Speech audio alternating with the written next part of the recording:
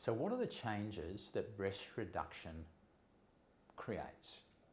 So with large breasts, we have a number of issues. The nipples sit low, the areola is large, the breast is heavy and long and has dropped. So breast reduction surgery decreases the size, lifts the nipple up, reduces the areola, and by tightening the tissues makes it less mobile, which makes everything a lot more comfortable in a bra for activities, for proportion, for self-consciousness. So a common question that follows this is, what size will I be after surgery? Well, most women are still going to want a breast that is proportional with their frame. But some might say, oh, I want it proportional, but I certainly don't want to be too big. And others will say, I've always been big-breasted. I want them smaller, but I'm afraid of being too small. And that's fine, because we will modify what we do and create a plan that is specific to your goals. What's right for one person isn't necessarily right for the next person. We move forward and some women say, but I want to be really small. I've had large breasts for a long time, I've had my babies, I'm in a stable relationship, they've done their job, they just cause me pain. Well, there are two things.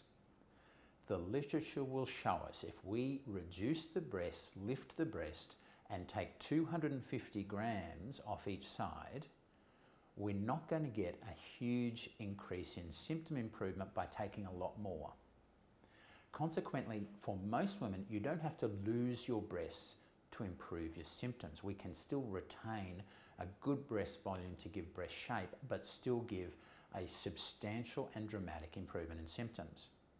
Obviously, for some women, the self-consciousness, however, is a very big element, or their breasts are really big, and if we only take 250, we're not going to get the outcome. So certainly for a lot of women, we are taking 400, 600, 800, sometimes over a kilogram of tissue off each breast, okay? But what we're trying to do is specific to the individual. Now, as I said, some will come in and they'll say, I want to be as small as I can. So in that circumstance, there is a possibility we will change the style of operation. For most women, the nipple is retained on the breast. It's not removed. Tissue is removed, the nipple stays in place, and it's just moved upwards into a new position, still attached to the breast tissue beneath it. So we have the likelihood of normal feeling and potentially the ability to still breastfeed. But for those women who want a very substantial reduction with a very long breast, we will sometimes think of removing the nipple, doing the breast reduction, and putting the nipple back on as a graft so that we can take as much as possible. Because one of the limitations of breast reduction surgery is keeping the tissue we retain alive. In other words, the blood supply is still getting to that tissue. If we, for example, the blood supply to the nipples is coming in this direction, which means the social part of the breast, the upper inner part of the breast and the lower inner part of the breast is largely retained and normal. So for someone with quite big breasts, there's already volume there. Therefore, there's a certain amount of tissue we have to leave. Plus, the nipple is retained on some tissue underneath it. The longer the breast, the more volume in that tissue. So we have to keep that tissue to make sure everything survives and heals properly.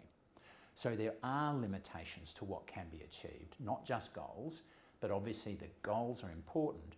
And if the goals aren't going to meet the operation, then that's a discussion and a point we will talk about. I won't have my patients going into operation in the operating theatre with an unrealistic goal. We do talk about realistic outcomes.